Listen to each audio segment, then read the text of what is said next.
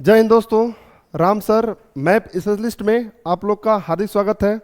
और आज हम लोग पढ़ेंगे पॉलिटी का नया चैप्टर जिसका नाम क्या है दोस्तों, न्यायपालिका। न्यायपालिका में हम लोग पढ़ेंगे सर्वोच्च न्यायालय। सर्वोच्च न्यायालय इसी को हम लोग बोलते हैं उच्चतम न्यायालय के नाम से भी जानते हैं, और इसी को इंग्लिश में हम लोग क्या बोलते हैं, सुप्रीम कोर्ट भी बोलते हैं। तो थोड़ा सा हम लोग बेसिक चीज़ जानते हैं दोस्तों। जिस प्रकार से हमारे देश में आपका विधायिका काम करती है, उसी प्रकार से कार्यपालिका भी काम करती है, और आपका नेक्स्ट देखा जाए तो न्यायपालिका भी काम करती है। और ये तीनों ही मिलकर हमारे भारतीय संविधान को मजबूती प्रदान करते हैं। तो विधायिका जो होती है आपकी, वो आपका केंद्र में देखा जाए तो संसद होती है। संसद में आपके दो पार्ट होते हैं, एक आपका होता है लोकसभा और दूसरा क्या होता है, राज्यसभा होता है। और वहीं पर देखिए आपका राज्यों में आपका विधानमंडल होता है। विधानमंडल के दो पार्ट, विधानसभा और आपका क्या होता है, विधान परिषद होता है। उसके बाद आइए नेक्स्ट बात करते हैं हम लोग कार्यपालिका।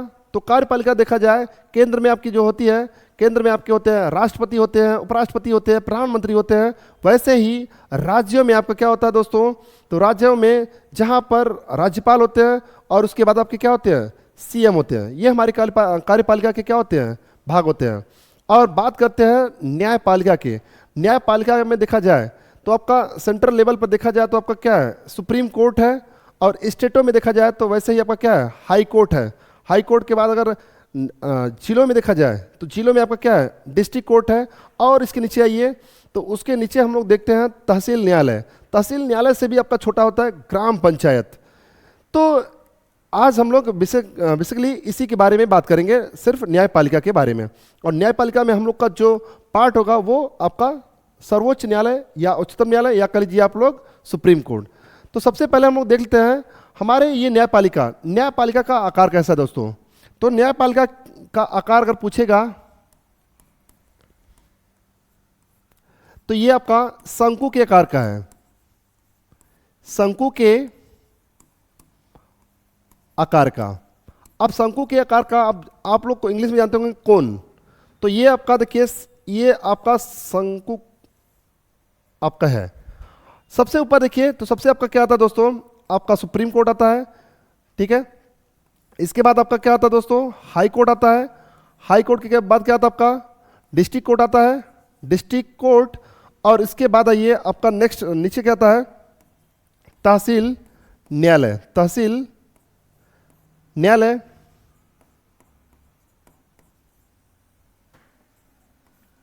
तहसील न्यायालय के बाद आपका एक आता है ग्राम पंचायत। ग्राम पंचायत, ठीक है। ये इस न्यायपालिका का आकार है। सबसे ऊपर सुप्रीम कोर्ट, इसके बाद आपका हाई कोर्ट, इसके बाद आपका डिस्ट्रिक्ट कोर्ट, इसके बाद आपका तहसील न्यायालय, इसके बाद आपका ग्राम पंचायत। नेक्स्ट बात करते हैं। अब हम लोग यहां पर देखते हैं दोस्तों, ये आपका जो सर्वोच्च न्यायालय है, सर्वोच्च न्यायालय की बात करते हैं हम लोग यहां पर। इसकी स्थापना दोस्तों, स्थापना कब हुआ था देखिए, तो स्थापना इसका 1950 में हुआ था। कहां पर हुआ था दोस्तों, तो ये आपका प्लेस पूछेगा तो दिल्ली, ठीक है। इसका उल्लेख की बात करते हैं हम लोग। तो उल्लेख देखिए आपका, ये उल्लेख भाग 5 में। और अनुच्छेद कहां से कहां तक, तो बात करते हैं अनुच्छेद का। तो आर्टिकल अगर पूछेगा तो आपका 124 से लेके 147 तक, 124 से लेके 147 तक इसका उल्लेख किया गया है। आइए अब देखते हैं थोड़ा सा हम लोग यहाँ पर, हमारा भारत जब आज़ाद नहीं हुआ था, तो भारत आज़ाद नहीं हुआ था उसके पहले भी सुप्रीम कोर्ट की स्थापना की गई थी। तो आपसे क्वेश्चन करता है, भारत में सबसे पहले सुप्रीम कोर्ट की स्थापना तो जब यहाँ पर ब्रिटिश सरकार थी दोस्तों, तो ब्रिटिश सरकार ने भी अपने यहाँ पर सुप्रीम कोर्ट बनाए थे। तो आइए हम लोग देखते हैं भारत में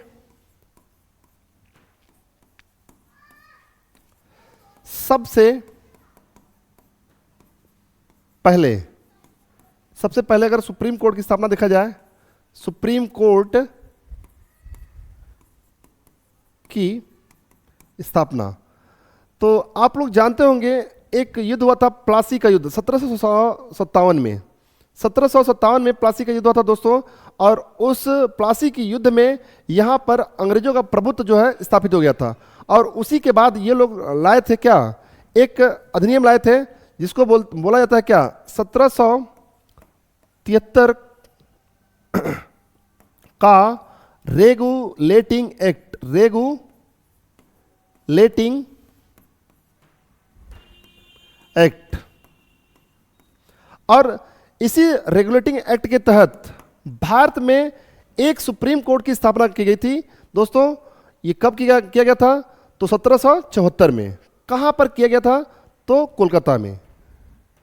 आते यहां पर, तो इसी एक्ट के तहत 1773 रेगुलेटिंग एक्ट के तहत 1774 में कोलकाता में सुप्रीम कोर्ट की स्थापना की गई। और जब सुप्रीम कोर्ट की स्थापना की गई तो इस समय जानते हैं दोस्तों, इस समय मुख्य न्यायाधीश कौन थे, तो मुख्य न्यायाधीश का मोस्ट इंपॉर्टेंट होने वाला है यहाँ पर।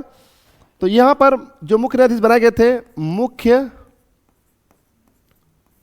न्यायाधीश, तो मुख्य न्यायाधीश इस समय कौन थे, इनका नाम क्या था दोस्तों, एलिजाह इप्पे। एलिजाह इम्पे करके आता है, ये एलिजाह इम्पे। और इनके साथ 3 अन्य सदस्य भी थे।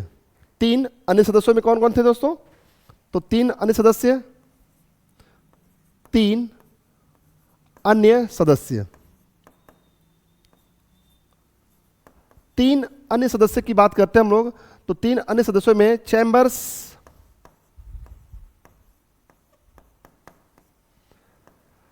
दूसरा है लिमेस्टर, चैम्बर्स के बाद लिमेस्टर, और तीसरे आपके हैं हाइड। कौन है दोस्तों, हाइड।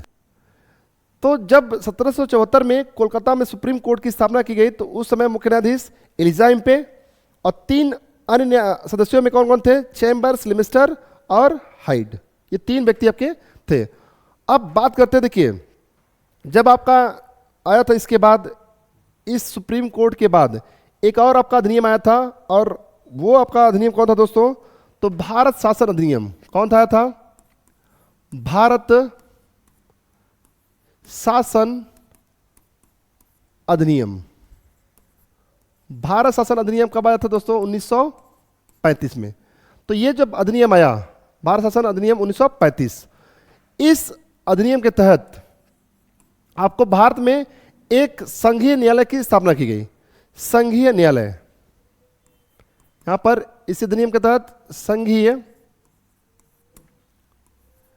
न्यायालय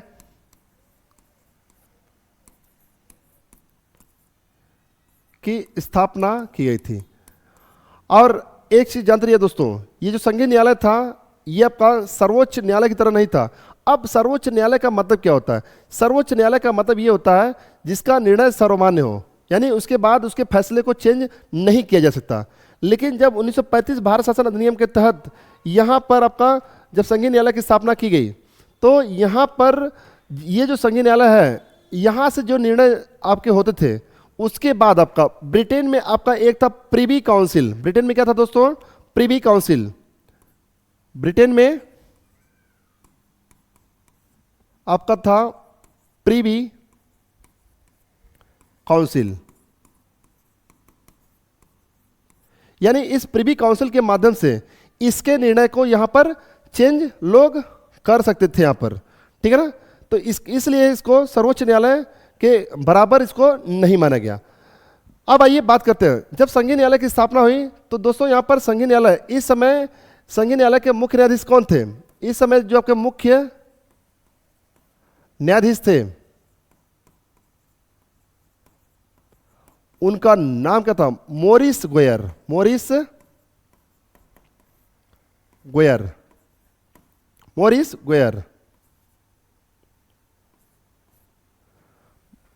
अब नेक्स्ट, इसके बाद ये तो हम लोग का हो गया।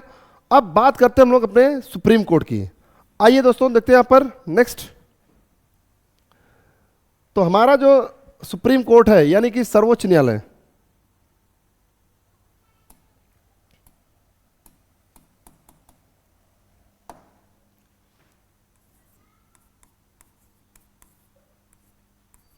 सर्वोच्च न्यायालय,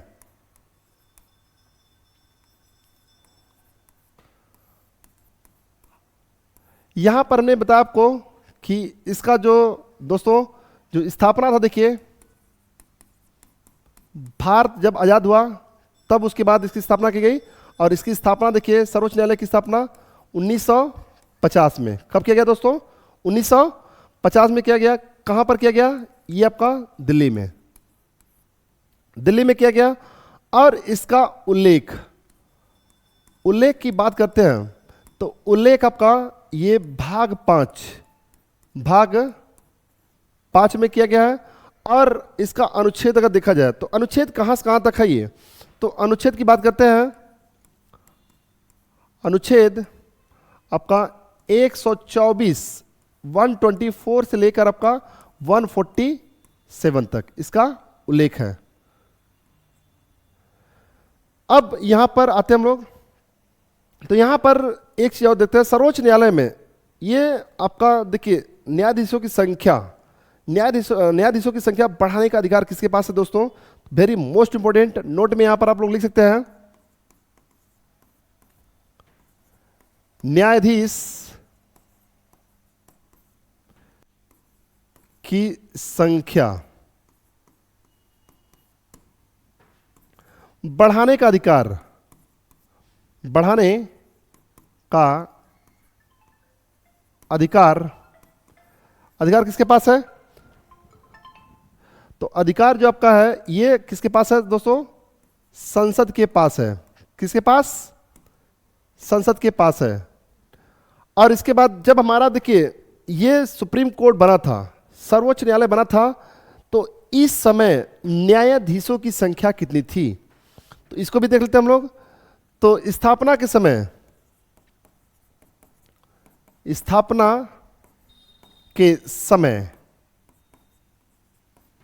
यानी 1950 में आपके एक आपके क्या थे? सीजीआई प्लस 7 क्या थे आपके? अन्य सदस्य। ठीक है। और इस तरीके से कुल मिलाकर जो न्यायाधीशों की संख्या थी वो कितनी थी? 8 थी। इसमें आपके एक सीजीआई थे, CJI, chief justice of India. Chief justice of India यानी भारत के मुख्य न्यायाधीश। ठीक है, एक मुख्य न्यायाधीश और 7 क्या थे आपके? 7 आपके थे अन्य न्यायाधीश। नेक्स्ट बात करते हैं हम लोग यहां पर। अब देखिए अब समय बढ़ता गया तो 1956 में भी आपके सदस्यों की संख्या बढ़ाई गई। उसके बाद 1977 में भी बढ़ाई गई। उसके बाद 2008 में भी ये सदस्यों की संख्या बढ़ाई गई। तो 2008 देखते हैं हम यहाँ पर। 1950 के बाद देखिए दोस्तों, बीच में हमको नहीं देखना है। 2008 में यहां पर एक आपके क्या थे? एक आपके मुख्य न्यायाधीश और आपके यहां पर 30 क्या थे? अन्य न्यायाधीश थे। इस समय 2008 में न्यायाधीशों की संख्या, सुप्रीम कोर्ट में न्यायाधीशों की जो संख्या थी वो 31 थी। उसके बाद 2019 में दोस्तों ये बढ़कर कितना हो गया? एक आपके क्या थे? मुख्य न्यायाधीश और 33 आपके क्या थे? 33 आपके अन्य न्यायाधीशों की संख्या थी। तो कुल टोटल मिलाकर ये कितना हो गया? 34। यानी कि अब सुप्रीम कोर्ट में इस समय वर्तमान में देखा जाए न्यायाधीशों की जो संख्या है वो कितनी है? तो 34। यानी कि एक आपका क्या है? एक आपका सीजेआई अब प्लस और 33 आपके क्या है? ये है आपके अन्य सदस्य हैं, अन्य सदस्य। ठीक है, इसके बाद देखते हैं हम लोग यहां पर आगे चलते हैं। इनकी नियुक्ति कैसे होती है इसमें हम लोग देख लेते हैं। भारत में मुख्य न्यायाधीशों की नियुक्ति,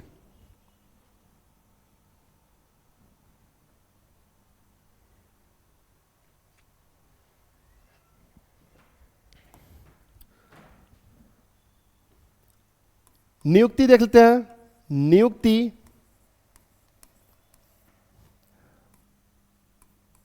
मुख्य न्यायाधीश की, मुख्य न्यायाधीश यानी कि सीजेआई का, CJI chief justice of India का। ठीक है, तो दोस्तों नियुक्ति की बात करता है तो इनकी नियुक्ति कौन करता है? तो इनकी जो नियुक्ति होती है वो राष्ट्रपति करते हैं। कौन करते हैं दोस्तों? राष्ट्रपति। अब राष्ट्रपति करते हैं। अब ये भी थोड़ा सा इसमें आपका देखिए दोस्तों लॉजिक है। तो ये राष्ट्रपति जो है मुख्य न्यायाधीश की नियुक्ति करते हैं। कैसे होता है इनका? तो एक आपका प्रणाली है जिसको हम लोग बोलते हैं कोलोजियम प्रणाली या Colosseum system. Colosseum system. Colosseum system में क्या होता है दोस्तों? यहां पर आपका एक क्या होता है? एक न्यायाधीश होता है और आपके यहां पर एक न्यायाधीश होता है और चार आपके क्या होते हैं? अन्य न्यायाधीश होते हैं। चार अन्य न्यायाधीश।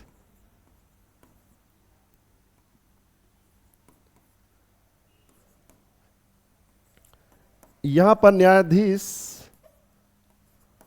और चार आपके अन्य न्यायाधीश। कुल मिलाकर इनकी सदस्य संख्या कितनी होती है? 5। यही 5 लोग के सलाह पर, इन्हीं 5 लोगों की सलाह पर, 5 लोग के सलाह पर भारत के मुख्य न्यायाधीश या सर्वोच्च न्यायालय या सुप्रीम कोर्ट के सीजेआई की नियुक्ति दोस्तों राष्ट्रपति करता है। तो इन्हीं की सलाह पर जो नियुक्ति है दोस्तों वो कौन करता है? राष्ट्रपति आपका करता है। और बात करते हैं अन्य सदस्यों की। अन्य सदस्यों की बात करते हैं हम लोग। अन्य सदस्यों की नियुक्ति, अन्य सदस्यों की नियुक्ति। अन्य सदस्यों की अगर नियुक्ति देखा जाए तो ये जो की नियुक्ति राष्ट्रपति ही करता है। कौन करता है दोस्तों? राष्ट्रपति ही करता है। अब यहां पर आपका एक क्वेश्चन और आ जाता है, राष्ट्रपति तो करता है लेकिन इसमें सलाह किसकी लेता है? तो सलाह देखिए दोस्तों आपका सीजेआई का, यानी भारत के मुख्य न्यायाधीश की सलाह ये लेता है। ये सीजेआई की सलाह पर, ये आपका है चीफ जस्टिस ऑफ इंडिया, यानी भारत के मुख्य न्यायाधीश की सलाह पर अन्य न्यायाधीशों की नियुक्ति राष्ट्रपति करता है। दोस्तों ये चीज आप लोग जानते रहिए। इसके बाद हम लोग बात कर लेते हैं। देखिए अब यहां पर आगे आते हैं आपका शपथ। शपथ की बात करते हैं। शपथ कौन दिलाता है इनको? जब इनकी नियुक्ति हो जाती है तो नियुक्ति के बाद आपका होता है शपथ, ओथ, जिसको इंग्लिश में हम लोग बोलते हैं ओथ। शपथ देखिए ये राष्ट्रपति ही दिलाते हैं, आपके राष्ट्रपति ही दिलाते हैं। और बात आती है न्यायाधीशों की त्याग पत्र की, तो ये त्याग पत्र भी अपना राष्ट्रपति को ही देते हैं। त्याग पत्र यहां पर त्याग पत्र भी किसको देते हैं दोस्तों? तो ये राष्ट्रपति को ही देते हैं। नेक्स्ट आगे देखते हैं हम लोग।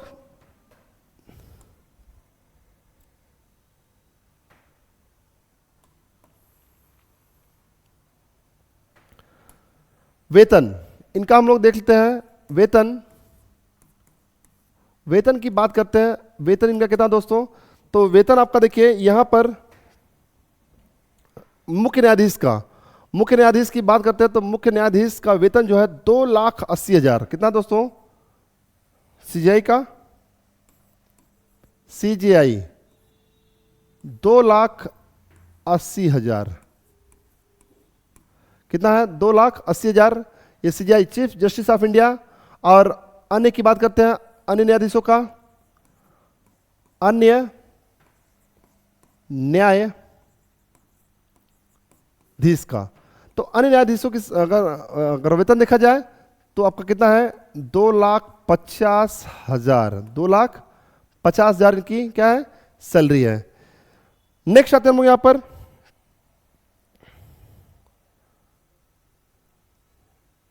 अब योग्यता देख लेते हैं हम लोग। दोस्तों वेरी मोस्ट इंपॉर्टेंट आपका योग्यता। योग्यता में अगर सुप्रीम कोर्ट के न्यायाधीश बनते हैं तो आपको योग्यता क्या क्या होनी चाहिए? तो सबसे पहले आप लोग जानते रहिए दोस्तों, यहां पर वह भारत का क्या होना चाहिए, भारत का नागरिक होना चाहिए। दूसरा आपका क्या होना चाहिए, दूसरा देखिए वह पागल दिवालिया ना हो, वह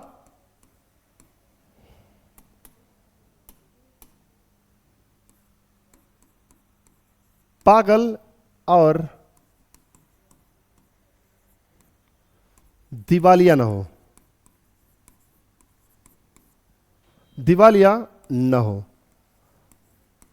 दोस्तों पागल तो आप लोग जानते होंगे यहां पर, तो दोस्तों ये जानते रहिएगा, मैड पागल यानी मैड, दिवालिया यानी बैंक करप्ट आप कह सकते हैं, बैंक करप्ट। ओके, नेक्स्ट तीसरा देखते हैं हम लोग यहां पर, वह भारत का नागरिक हो, वह पागल दिवालिया ना हो, वह किसी लाभ के पद पर ना हो, वह किसी लाभ के पद पर न हो। अब लाभ के पद पर ना होने का मतलब क्या हो, लाभ के पद पर न हो, लाभ के पद का मतलब किसी भी अन्य सरकारी पोस्ट पर वो न हो। आइए मेन चीज देखते हैं हम लोग यहां पर, ये तो आपका हो गया। चौथा, चौथा आपका यहां पर दोस्तों, वह किसी हाई कोर्ट में, वह किसी जितना भी आपका राज्यों में हाई कोर्ट है वहां पर कम से कम हाई कोर्टों में, हाई कोर्ट में 5 वर्ष तक, 5 वर्ष तक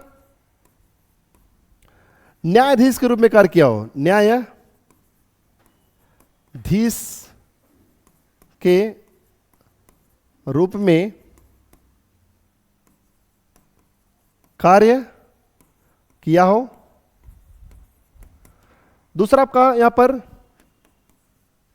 नेक्स्ट पांचवा आपका, वह 10 वर्ष तक, 10 वर्ष तक वह अधिवक्ता के रूप में, अधिवक्ता के रूप में कार्य किया हो। दोस्तों ये भी आपका हाई कोर्ट में 10 वर्ष तक वह हाई कोर्ट में अधिवक्ता के रूप में कार्य किया हो। तीसरा आपका ऑप्शन जो होता है दोस्तों, वह राष्ट्रपति की नजर में, नेक्स्ट वह राष्ट्रपति के नजर में एक अच्छा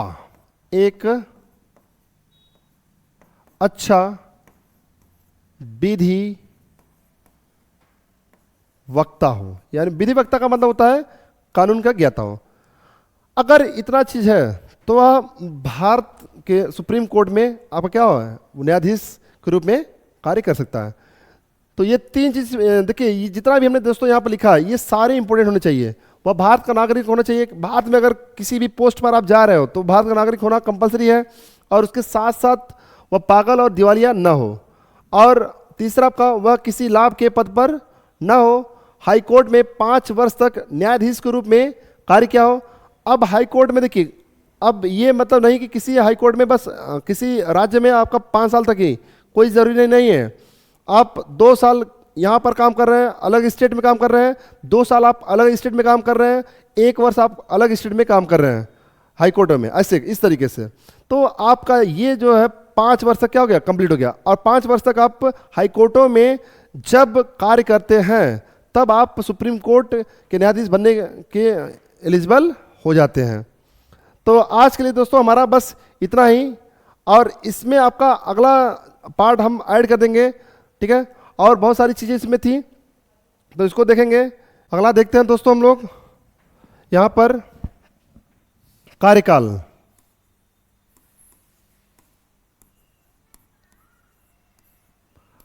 कार्यकाल अधिकतम इनका 65 वर्ष तक है, अधिकतम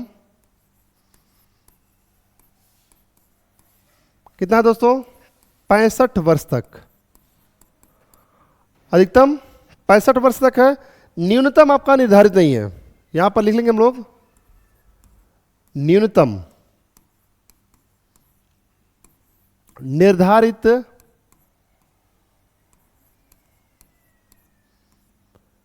नहीं है। अब न्यूनतम निर्धारित नहीं है,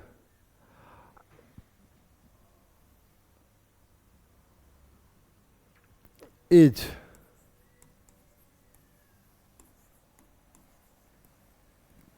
तो न्यूनतम निर्धारित क्यों नहीं है? न्यूनतम देखिए दोस्तों, आपको पहले भी मैंने बताया था कि योग्यता में आप कम से कम 5 वर्ष तक हाई कोर्ट में क्या हो, न्यायाधीश के रूप में कार्य किए हो, या 10 वर्ष तक क्या किए हो, किसी भी हाई कोर्ट में आप अधिवक्ता के रूप में कार्य किए हो।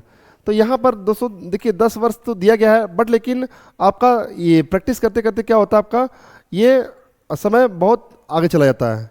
इसलिए यहाँ पर कोई भी आपका जो एज है वो निर्धारित नहीं किया गया, न्यूनतम न्यूनतम आपका एज निर्धारित नहीं है। नेक्स्ट आते हैं, बात आगे करते हैं। इनको पद से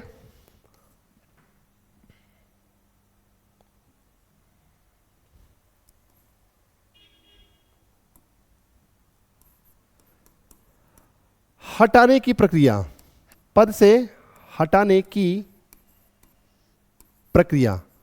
तो पद से हटाने की जो प्रक्रिया है दोस्तों, एक आप आइए जानते हैं हम लोग, असमर्थता, असमर्थता एवं कदाचार के आधार पर, कदाचार के आधार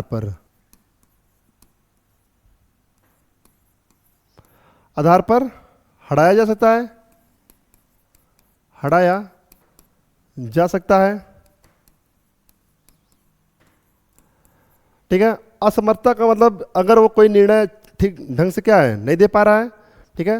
या कदाचार का मतलब अगर वो किसी भी संविधान का उल्लंघन कर रहा है। ठीक है। तो यहाँ पर उस आधार पर इसको हटाया जा सकता है। दूसरा तरीका क्या है दोस्तों, दूसरा आपका अगर ये खुद अपना त्यागपत्र जो है, त्यागपत्र किसको दे दे, राष्ट्रपति को, राष्ट्रपति को दे दे, तब पर भी अपने पद से हट सकता है। और नेक्स्ट तीसरा आपका है महाभियोग की प्रक्रिया, महाभियोग। महाभियोग को हम लोग बोलते हैं इम्पीचमेंट। क्या बोलते हैं दोस्तों, इम्पीचमेंट। अब महाभियोग की प्रक्रिया हम लोग राष्ट्रपति वाले चैप्टर में भी पढ़ेंगे। तो महाभियोग के बारे में आप लोग जानते रहिए। यहाँ पर आपको थोड़ा सा हम जानकारी दे दें कि इन पर सुप्रीम कोर्ट के मुख्य न्यायाधीश पर महाभियोग कैसे लगता है। तो सबसे पहला ये यहाँ पर देखते हैं हम लोग, महाभियोग की जो प्रक्रिया होती है दोस्तों, ये आपका कहाँ पर लाया जाता है, आपका संसद में। कहाँ पर, संसद में ये लाया जाता है। अब संसद के देखिए आप लोग जानते होंगे इसके दो पार्ट होते हैं। एक आपका होता है लोकसभा होती है, एक आपका लोकसभा होती है, और एक आपका क्या होती है, राज्यसभा होती है, राज्यसभा। ठीक है। तो जब देखिए अब इनके द्वारा देखिए इनके ऊपर महाभियोग अगर लाया जाएगा, यानी सीजेआई के ऊपर, चीफ जस्टिस ऑफ इंडिया के ऊपर महाभियोग लगाया जाएगा, अगर लोकसभा में पहले लाया जाता है, तो यहाँ पर 100 सदस्यों का क्या होना चाहिए, हस्ताक्षर होना चाहिए। कितना होना चाहिए हस्ताक्षर दोस्तों, 100 सदस्यों का हस्ताक्षर होना चाहिए। और इसके बाद आइए आगे देखते हैं, अगर राज्यसभा में लाया जा रहा है महाभियोग, राज्यसभा में लाया जा रहा, तो राज्यसभा में 50 सदस्यों का हस्ताक्षर होना चाहिए, 50 सदस्यों का।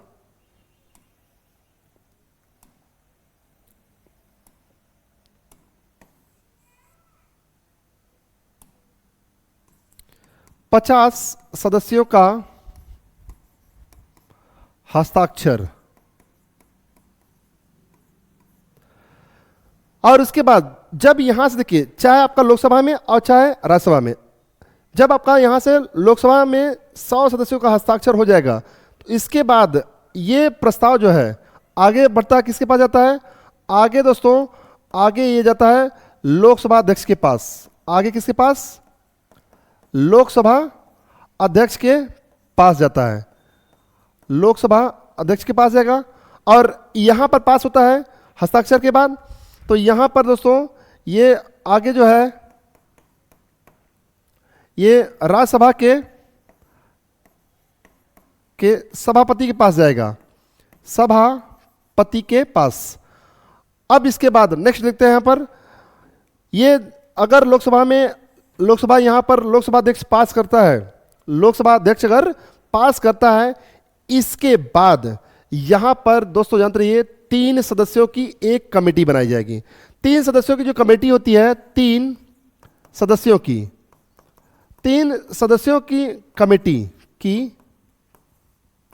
कमेटी बनाई जाती है। और इस 3 सदस्यों की कमेटी में आपके सुप्रीम कोर्ट के क्या होते हैं दोस्तों, न्यायाधीश होते हैं। क्या होते हैं?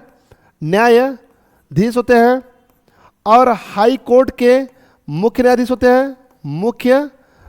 होते हैं,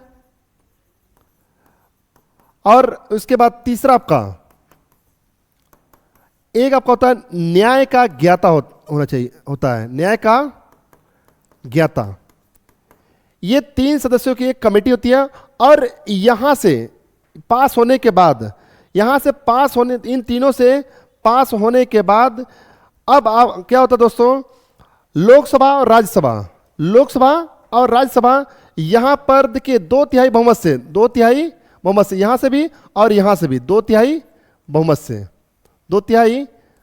बहुमत से अगर साबित हो जाता है, बहुमत से, तो राष्ट्रपति के द्वारा क्या होता है, राष्ट्रपति की मंजूरी मिलती है, राष्ट्रपति हस्ताक्षर करते हैं, तो इनको इनके पद से क्या होता है, हटा दिया जाता है। तो यहां से आप जानते रहिएगा 2/3 दोनों सदस्य, देखिए दोनों सदनों में 2/3 बहुमत से साबित होने पर राष्ट्रपति की मंजूरी पर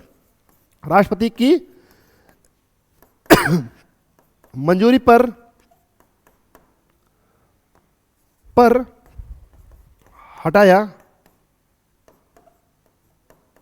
जाता है। तो ये इनकी महाभियोग की प्रक्रिया है। एक बार और समझ लेते हैं इसको।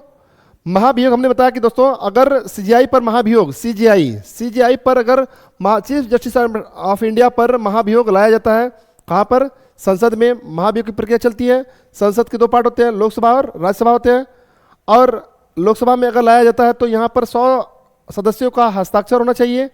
100 सदस्यों के हस्ताक्षर के बाद ये प्रक्रिया आगे कहाँ जाएगी, ये आपका आगे लोकसभा अध्यक्ष के पास जाएगा।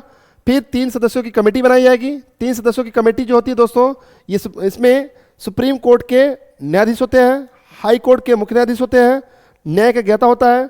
और इन तीनों के पास होने के बाद फिर आपका क्या होता है, ये दोनों सदनों में 2/3 बहुमत से पास होने पर, उसके बाद राष्ट्रपति की मंजूरी मिलने के बाद यहां से इनको यानी कि सीजीआई को उनके पद से हटाया जा सकता है।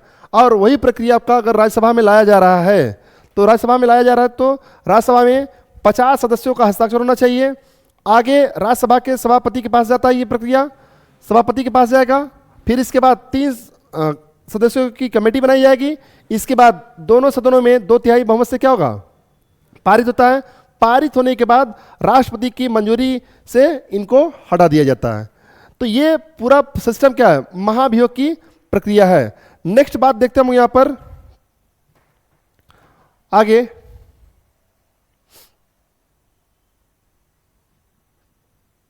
शक्तियां इनका देख लेते हैं हम लोग दोस्तों। शक्तियां, सुप्रीम कोर्ट की शक्तियां क्या होती हैं, तो एक आपका होता है मूल अधिकारिता।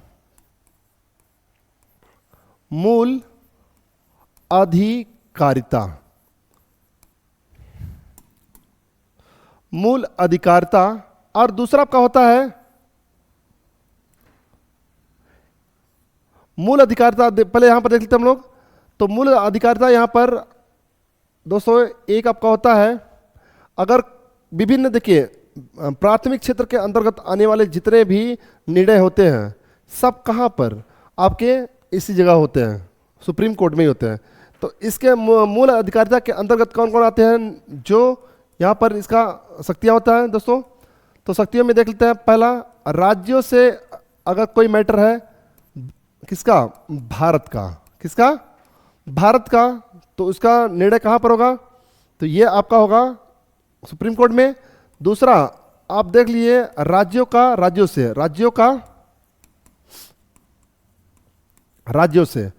अगर राज्यों से अगर कोई मैटर है तो कहां पर निर्णय होगा दोस्तों, तो ये आपका कहां पर होगा, ये आपका सुप्रीम कोर्ट में ही होगा। अगर नेक्स्ट तीसरा, अगर कोई भी भारत का मैटर अगर राज्य से है तो इसका निर्णय कहां पर होगा दोस्तों? इसका भी निर्णय आपका सुप्रीम कोर्ट में ही किया जाएगा। तो ये मूल अधिकारिता के अंतर्गत आपके आते हैं। इसके बाद हम लोग देखते हैं नेक्स्ट यहां पर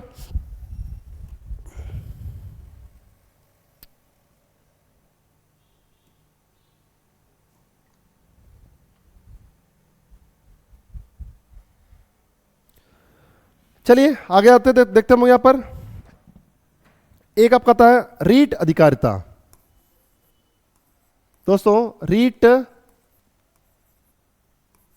अधिकारिता, रीट अधिकारिता के अंतर्गत देखिए नेक्स्ट, इसको सुप्रीम कोर्ट को पांच प्रकार के रीट जारी करने का अधिकार है। रीट जारी करने का अधिकार है। अधिकार है किस अनुच्छेद के तहत? अनुच्छेद 32 के तहत, यानी 32 के तहत। ठीक है, ये चीज, ये इसकी क्या है दोस्तों? शक्तियां हैं। नेक्स्ट हम लोग आते हैं यहां पर, आगे देखते हैं। यह एक सुप्रीम कोर्ट क्या एक अभिलेखी न्यायालय है। अभिलेखी न्यायालय है। अभिलेखी न्यायालय का मतलब क्या था दोस्तों? अब जानते रहिए, अगर सुप्रीम कोर्ट कोई भी निर्णय दे दिया है तो इसका निर्णय क्या होता है? इसका निर्णय सर्वमान्य होता है, यानी अन्य जो निचले हमारे कोर्ट है उस कोर्ट में इसके निर्णय को चेंज नहीं किया जा सकता है। ये चीज अंतरिका, यानी इसका निर्णय सर्वमान्य होता है, यानी कि क्या होता है? एक अन्य न्यायालयों में नजीर साबित होती है। नजीर का मतलब होता है कि किसी भी तरीके से इसके निर्णय को चेंज नहीं किया जा सकता। दूसरा ये हम लोग देख लेते हैं यहाँ पर,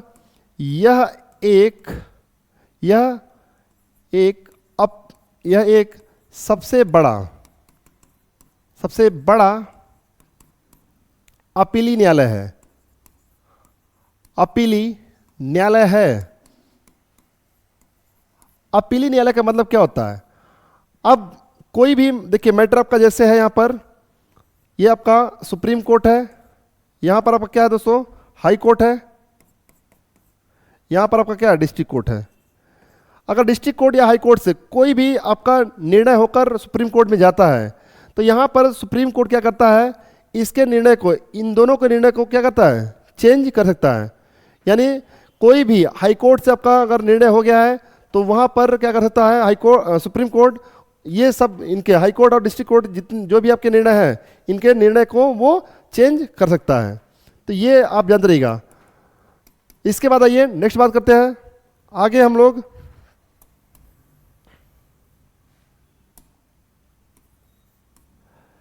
संविधान का संरक्षक, वेरी मोस्ट इंपॉर्टेंट दोस्तों। संविधान का संरक्षक कौन होता है दोस्तों? तो संविधान का जो संरक्षक होता है वो सुप्रीम कोर्ट होता है। नेक्स्ट यहां पर देख लेते हैं, मूल अधिकार का संरक्षक। मूल अधिकार का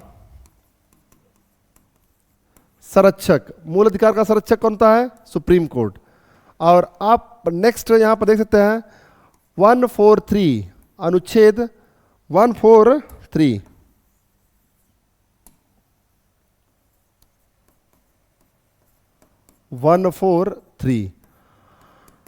अनुच्छेद 143 यानी 143 के तहत राष्ट्रपति सुप्रीम कोर्ट से सलाह ले सकता है, लेकिन उसको मानने के लिए बाध्य नहीं होता है। तो यहां पर आप जानते रहिए, अनुच्छेद 143 के तहत राष्ट्रपति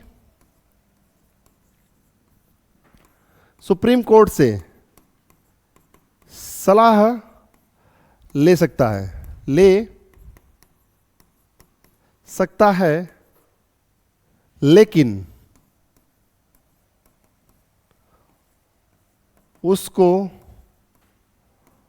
मानने के लिए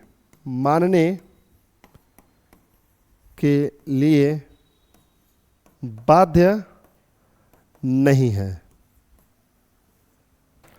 तो ये हमारा दोस्तों क्या आर्टिकल आपका 143। और नेक्स्ट आते हैं हम लोग यहाँ पर एक आर्टिकल हम लोग और देख लेते हैं सुप्रीम कोर्ट से रिलेटेड, अनुच्छेद 127। अनुच्छेद 127 के तहत, अनुच्छेद 127 के तहत जानते रहिए दोस्तों, हाई कोर्ट के, यानी यहाँ पर एड हॉक या कह लीजिए तदर्थ,